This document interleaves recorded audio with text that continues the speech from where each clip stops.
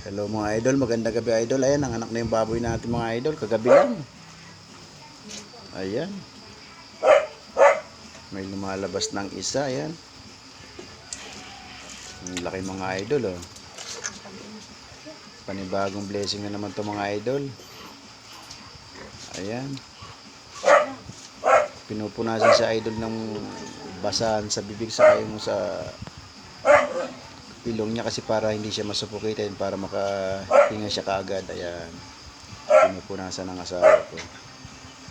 Bali 15 piglets mga idol ang lumabas sa pinahing baboy ko mga idol. 17 sana kaso namatay yung dalawa kaya 15 piraso na lang yung buhay na natira.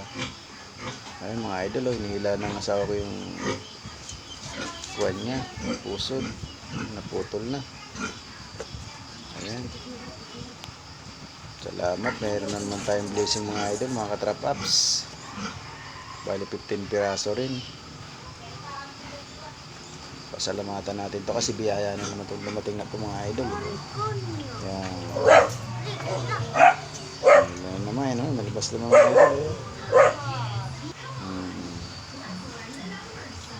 Okay. Pakulaon nga nilugod ang alas. Yan. Parang nahirapan siyang huminga pagka hindi mo kagad napunasan ng katrapaps mga idol.